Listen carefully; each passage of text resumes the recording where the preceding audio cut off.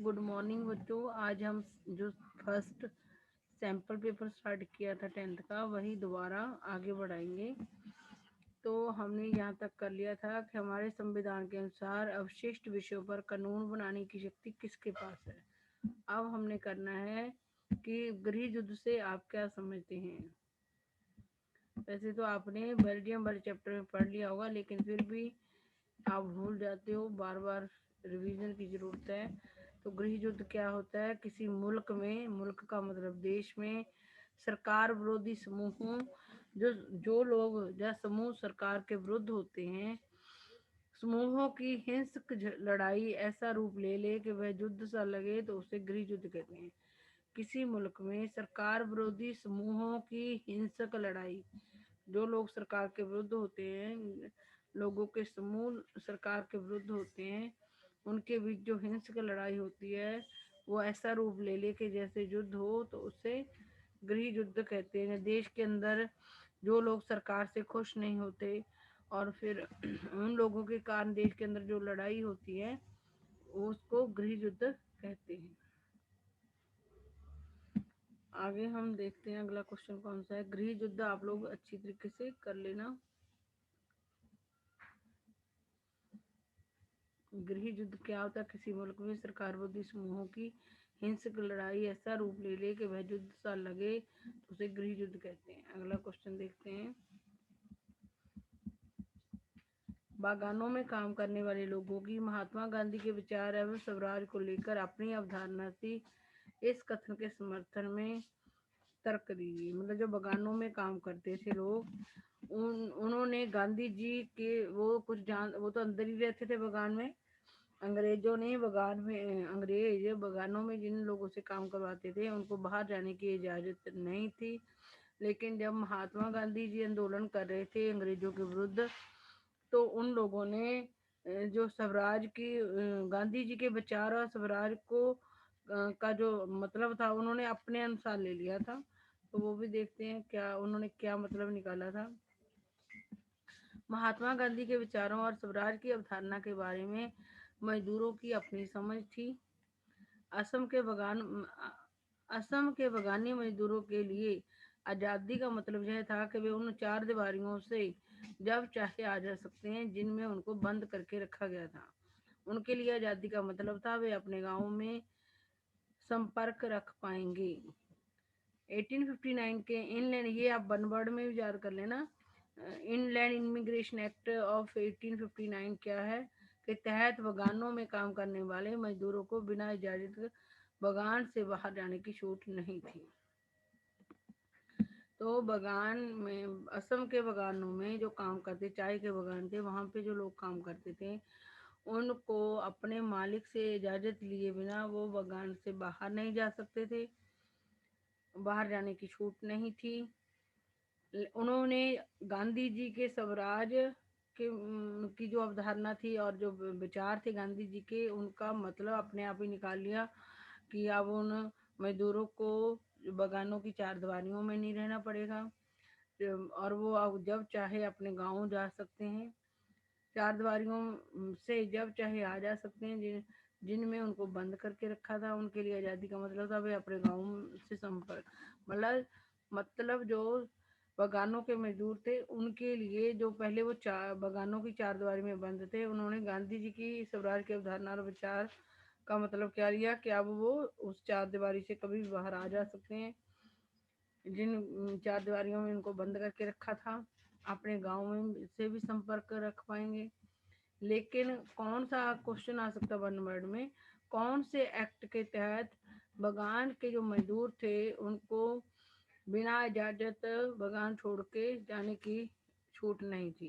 तो वो था 1859 का इनलैंड इमिग्रेशन एक्ट, इन जिसके का अंग्रेजों ने बनाया था, जिसके अनुसार मजदूर बिना अपने मालिक की इजाजत के बाहर नहीं जा सकते थे और यह इजाजत उन्हें बिरले ही कभी मिलती थी। अगर वो अपने मजदूर अपने घर जाना चाहते थे तो कभी कभी ही, बहुत कम इजाजत मिलती थी उनको अपने घर जाने की। जब उन्होंने असहयोग आंदोलन के बारे में सुना तो हजारों मजदूर अपने अधिकारियों की अवहेलना करने लगे। मतलब उनको किसी ने कोई एक्ट उनके लिए नहीं बना था, फिर भी वो ऐसे ही बस गांधी जी के आंदोलन के बारे में सुन के जो हजारों मजदूर थे अधिकारियों की बातों मतलब बातों को उन्होंने मानना बंद कर दिया था। उन्होंने बगान छोड़ दिए अपनी इच्छा से ही। उन्होंने सोचा भी गांधी राज आ गया तो वो उन्होंने बगान छोड़ दिए, अपने घर को चल दिए। लेकिन जब उनको पता तो है नहीं था, उन्होंने तो अपनी इच्छा से मतलब निकाल लिया। उनको ये नहीं पता था कि गांधी जी की स्वराज की अवधारणा क्या है, गांधी जी के विचार क्या है। लेकिन गांधी जी की स्वराज की अवधारणा और विचारों का मतलब उन्होंने ये निकाल लिया कि वो जब चाहे बगान को छोड़ कर जा सकते हैं, जब चाहे आ सकते हैं, अपने घर से गाँव के साथ संपर्क कर सकते हैं। लेकिन जब वो गांधी जी के आंदोलन के बारे में सुनकर बगान छोड़कर निकल गए, तो जब वो वहां पहुंचे रास्ते में ही उनको रुकना पड़ा, क्योंकि स्टीमरों और रेलवे की हड़ताल के कारण वे रास्ते में ही फंसे रह गए थे, अपने घर नहीं पहुंच पाए थे। उन्हें पुलिस ने पकड़ लिया और उनकी बुरी तरह पिटाई। तो यही जो भी क्वेश्चन होता है तकरीबन अगर आप अपनी बुक में से ढूंढा करो, वो एनसीईआरटी का ही होता है। जो लैंग्वेज उसके अंदर होती है क्वेश्चन में, वो इसी में होती है। आगे हम देखते हैं अगला क्वेश्चन क्या है। आज हमने 2 क्वेश्चन कर लिए, गृह युद्ध क्या है और बगानों में काम करने वाले लोगों के मतलब बगानों गांधी जी ने उनको कुछ नहीं कहा था, उन्होंने गांधी जी के विचारों और स्वराज की अवधारणा के अपने ही मतलब निकाल लिए थे। लोकतंत्र शासन करने के अन्य विकल्पों से बेहतर किस प्रकार है। हमने ये बताना है लोकतंत्र क्यों तानाशाही और राजतंत्र से कैसे बेहतर है। देखते हैं। लोकतंत्र शासन की अन्य व्यवस्थाओं से बेहतर है। तानाशाही और अन्य व्यवस्थाएं ज्यादा दोषपूर्ण है। लोकतंत्र को सबसे बेहतर पाया गया था क्योंकि लोकतंत्र सबसे बेहतर शासन प्रणाली क्यों है, उसके ये कारण है। नागरिकों में समानता को बढ़ावा देता है, मतलब सभी नागरिकों को समान मानता है लोकतंत्र। व्यक्ति की गरिमा को बढ़ावा देता है, मतलब सभी को चाहे वो गरीब हो अमीर हो, लोकतंत्र सबकी इज्जत करवाता है। व्यक्ति की गरिमा को बढ़ाता है, इससे फैसलों में बेहतरी आती है। टकरावों को टालने संभालने का तरीका देता है। ये सारे पॉइंट्स, इसमें गलतियों को सुधारने की गुंजाइश होती है। ये बिल्कुल एग्जैक्ट आंसर है जो आपके एनसीईआरटी की बुक में भी है कि अगर क्वेश्चन आ जाता है कि लोकतंत्र को बाकी शासन प्रणालियों से बेहतर क्यों समझा जाता है, तो ये पॉइंट आपने याद करने हैं। बिल्कुल सेम लिखोगे तो एक भी मार्क्स आपका नहीं कटेगा। नागरिकों में समानता को बढ़ावा देता है, व्यक्ति की गरिमा को बढ़ाता है, इसमें फैसले में बेहतरी, क्योंकि बहुत टाइम लगाकर डिस्कशन के बाद फैसला लिया जाता है, इसलिए फैसले अच्छे ही होते हैं। और इसमें ये लोकतंत्र में सभी लोगों को इज्जत सम्मान दिया जाता है, समानता दी जाती है। टकरावों को टालने संभालने का तरीका देता है। जो समाज के अंदर जो टकराव होते हैं तो उनको कुछ ना कुछ ऐसे सोल्यूशन देता है कि जिससे वो जो टकराव है समाज के अंदर वो टल जाएं या संभल जाएं। इसमें गलतियों को सुधारने की गुंजाइश भी होती है। ये 5 पॉइंट है। ये आपका अगर 3 लिख दो 3 मार्क्स का आएगा तो 3 लिख देना, अगर 5 का आएगा तो 5 पॉइंट लिख देना। अगला क्वेश्चन, हम जो क्वेश्चन मेरे पास हैं जल्दी मैं वो समझाऊं। सत्ता में साझेदारी लोकतंत्र की आत्मा है, कथन की पुष्टि की। धीरे धीरे मैं सारे क्वेश्चनों के आंसर आप लोगों को करवा दूंगी। तो आज हम 5 क्वेश्चन करेंगे। सत्ता में साझेदारी लोकतंत्र की आत्मा है, कथन की पुष्टि कीजिए। इसमें ही होगा सत्ता की साझेदारी वाले लेसन में। आगे बढ़ते हैं।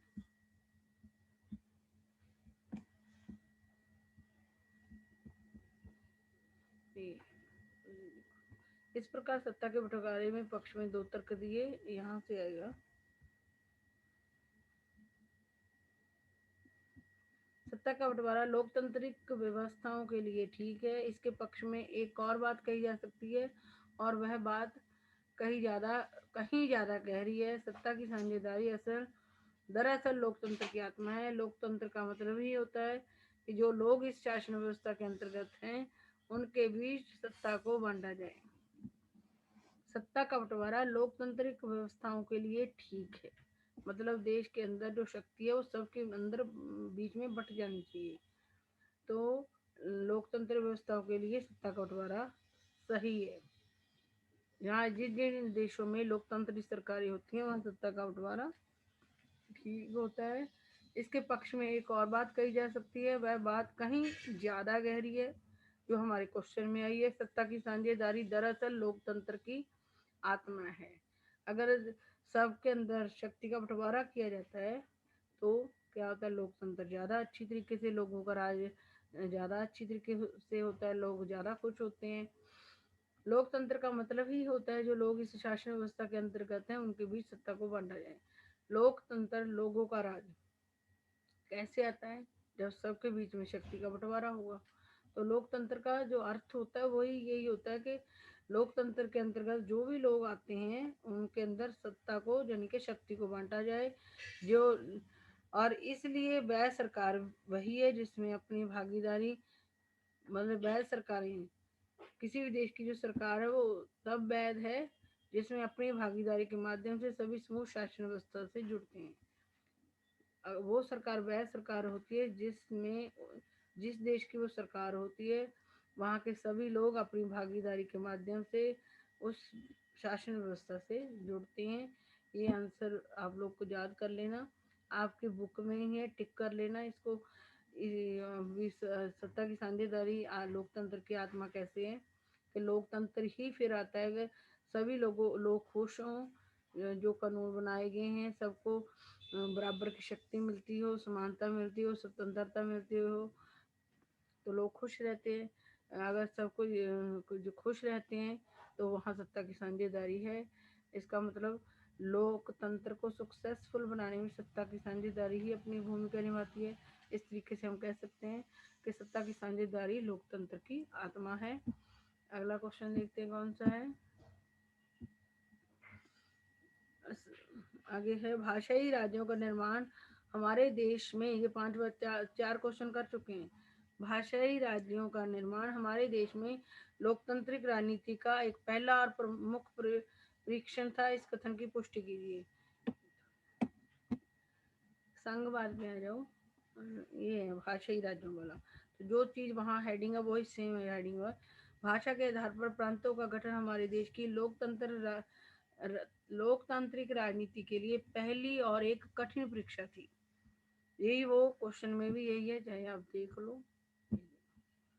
भाषाई राज्यों का निर्माण हमारे देश में लोकतांत्रिक राजनीति का पहला और प्रमुख परीक्षण था। इस कथन की पुष्टि कीजिए।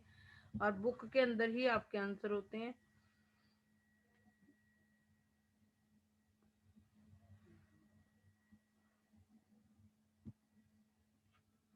भाषाई राज्यों वाला संघवाद वाले चैप्टर में। तो भाषा के आधार पर प्रांतों का गठन हमारे देश की लोकतांत्रिक राजनीति के लिए पहली और एक कठिन परीक्षा थी। भारत ने सन 1947 में लोकतंत्र की राह पर अपनी जीवन यात्रा शुरू की थी। भारत जब स्वतंत्र हुआ था तो स्वतंत्र होने के बाद ही भारत में पहली जो सरकार बनी थी वो लोकतंत्र की सरकार बनी थी।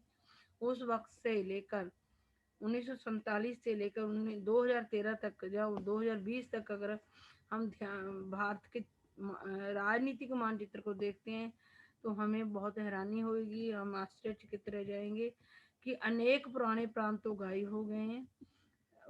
अगर 2000 जो 1947 का मैं अब देखेंगे तो उस टाइम के जो राज्य थे, कुछ राज्य ऐसे जो खत्म हो चुके हैं और कुछ नए राज्य बन चुके हैं। कई प्रांतों की सीमाएं और क्षेत्र और नाम बदल गए हैं और कई प्रांतों की सीमाएं बढ़ गई हैं, कई प्रांतों की सीमाएं घट गई हैं और उनका नाम भी बदल दिया गया है। मतलब हमारे देश के अंदर जो राज्य हैं कई राज्यों को तो खत्म कर दिया गया 1947 से लेकर अब तक, जहाँ उनकी सीमाएं बदल दी गई हैं, उनके नाम बदल दिए गए हैं। नए राज्यों को बनाने के लिए 1950 के दशक में भारत में कई पुराने राज्यों की सीमाएं बदली। 1947 में हम आज़ाद होकर लोग सरकार बनाने लगे। पहले हमारी रियासतें होती थी तो उसके बाद जो राज्य बने, नए राज्यों को बनाने के लिए 1950 के दशक में भारत के कई पुराने राज्यों को की सीमाएं बदली। 1950 में हमने नए राज्य जब बनाने चाहे तो हमने कई पुराने राज्यों की सीमाएं बदली। ऐसा यह सुनिश्चित करने के लिए किया गया कि एक भाषा बोलने वाले लोग एक राज्य में रह जाए। अगर हमने पुराने राज्यों की सीमाएं बदल के नए राज्य बनाए तो हमने इसलिए ऐसा किया था कि एक भाषा बोलने वाले लोग एक राज्य में आ जाएं। इसके बाद कुछ अन्य राज्यों का गठन भाषा के आधार पर नहीं बल्कि संस्कृति, भूगोल अतः जातीयताओं की विभिन्नता को रेखांकित करने और उन्हें आदर देने के लिए भी किया गया। मतलब कुछ राज्य को तो भाषा के आधार पर भी एक राज्य के अंदर एक ही भाषा के लोग आ जाएं, और कुछ राज्य ऐसे बने कि एक ही संस्कृति के लोग एक राज्य में आ जाएं। कुछ लोगों को उनकी जाति के आधार पर राज्य बनाया गया। अगर एक ही जाति, एक ही भाषा, एक ही संस्कृति के लोग एक राज्य में आते हैं तो उनको सही मायने में आदर मिल जाता है। उनकी जो डिमांड्स होती है वो उस राज्य की सरकार पूरी कर सकती है और वो ज़्यादा खुश रहेंगे। इनमें नागालैंड, उत्तराखंड और झारखंड जैसे राज्य शामिल हैं, जिनकी पुराने राज्यों की सीमाएं बदल के उनके नाम बदले गए, जिनको ना भाषा, संस्कृति, भूगोल और जातीयता के आधार पर बनाया गया। वो राज्य कौन कौन से हैं? नागालैंड, उत्तराखंड और झारखंड जैसे राज्य शामिल हैं। जब एक भाषा के आधार पर राज्यों के गठन की बात उठी तो कई राष्ट्रीय नेताओं को डर था कि इससे देश टूट जाएगा। जब हमने मतलब भाषा के आधार पर राज्य बनाने शुरू किए तो हमारे जो बड़े बड़े राष्ट्रीय नेता थे उनको डर लग रहा था कि कहीं जैसे दो टुकड़े हुए थे आज़ादी के टाइम में पाकिस्तान और भारत, वैसे ही भाषा के आधार पर राज्य बनाने से कहीं हमारे देश के टुकड़े ना हो जाए। केंद्र सरकार ने इसी के चलते राज्य का पुनर्गठन कुछ समय करे। जब हमारे कुछ राष्ट्रीय नेताओं ने ये चिंता व्यक्त की कि भाषा के आधार पर राज्य बनाने से देश टूट जाएगा तो उन्होंने क्या करा, फिर थोड़ी देर के लिए हमारी देश की सरकार ने राज्यों का पुनर्गठन करने के लिए रोक दिया था, रोक लगा दी थी। पर हमारा अनुभव बताता है कि भाषा बार राज्य बनाने से देश ज्यादा एकीकृत और मजबूत हुए। लेकिन बाद में हमें क्या अनुभव मिला कि भाषा के आधार पर जो राज्य बनाए गए वो ज्यादा एकीकृत और मजबूत राज्य बने। इससे प्रशासन भी पहले की अपेक्षा कहीं ज्यादा सुविधाजनक हो गया। मतलब हम पहले तो हमारे देश के बड़े बड़े नेता डर रहे थे कि भाषा के आधार पर राज्य बनाने से देश टूट जाएगा, लेकिन बाद में हमें क्या एक्सपीरियंस हुआ कि जो हमने राज्य भाषा के आधार पर बनाए थे वो ज़्यादा एकीकृत हुए, ज़्यादा मजबूत बने, और उन राज्यों में जो दूसरे राज्यों की अपेक्षा सुविधाजनक हो गया प्रशासन करना, मतलब सरकार को चलाना। जहाँ उस राज्य में जो राज्य भाषा के आधार पर बनाया गया था उसके शासन को चलाना ज़्यादा आसान हो गया।